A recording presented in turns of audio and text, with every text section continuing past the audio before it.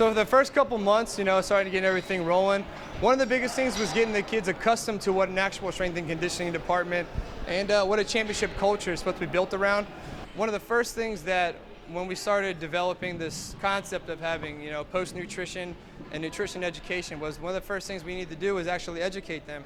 It's one thing to have it available, but it's another thing to have them educated and know when to use it, why we use it, what's important, and pretty much have them be self-responsible for their nutritional habits.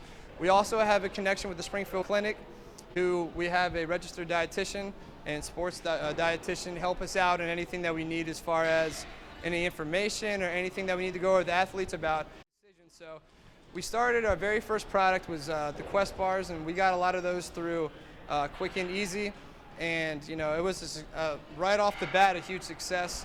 Athletes love them. And now this semester we've upped the ante even more, and now we have Prairie Farms chocolate milk in conjunction with more Quest bars. So everything right now is firing all the cylinders. So with 15 varsity sports, it's not a cookie cutter program where it's a one size fits all and you just print out a sheet where everyone's got the same exercises. That's not the way it works. If we want a championship level program, it's based differently off position, it's based differently off of the individual's needs, so we go through movement screenings. Even we can assess during the entire year whether it fluctuates what they need. It's not a static program in which it's a one size fit all, and it's also not static in the sense that they're the same person they were when they first got here. So a normal day in the life, I've got really bad anxiety when it comes to being late, so I'm up at 4 a.m. I just get breakfast in. The first team's not till 6 o'clock, but I get here around 5 just to make sure everything's set up, just to make sure that everything we need for the session and for the entire day is ready to go. That way nothing's left to chance and it looks like a almost JV program. Right around 6 o'clock, the first team rolls in, and I've got teams from 6 a.m. usually to about 12. Get a little bit of lunch as a quick lunch because I've usually got somebody at 12:30 or 1 o'clock. And then from pretty much 1 o'clock on to, depending on the day, right around 6 or 7 o'clock, we have teams back to back to back. It's just the way that this program works.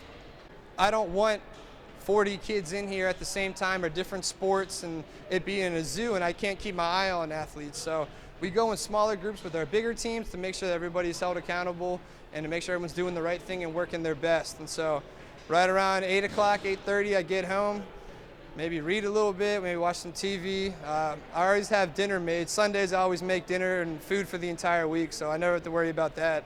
And then right around 9:30, 10 o'clock, I get ready for bed and then repeat the next day.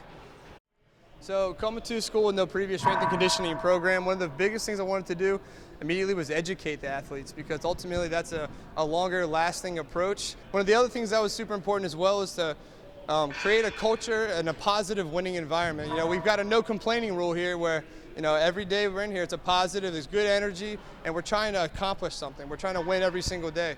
The final thing really was to change how things have gone in the past here. We've had huge successful programs.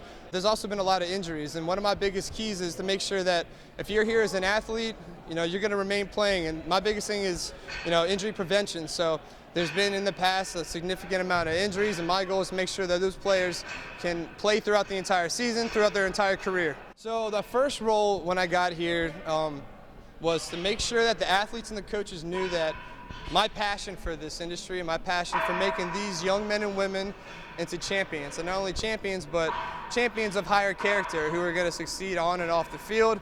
Without them knowing how deeply rooted I am in this field and how deeply rooted I am in each individual athlete, then that buy-in factor isn't exactly there. And instead, like we talked about earlier, I just become an individual who they see and they cannot connect with. Going forward with our department, we want to create an even bigger culture of winning and positive energy and just championship environment. I want them to come in here and look forward to coming in and giving their utmost for themselves, for their teammates, for their coaches, and they want to come in here and they want to get better in every facet. It may not always be fun, but it's always worth it. That's what we always talk about. It's a grind, and the life of a student athlete isn't for everybody, and that's what separates us.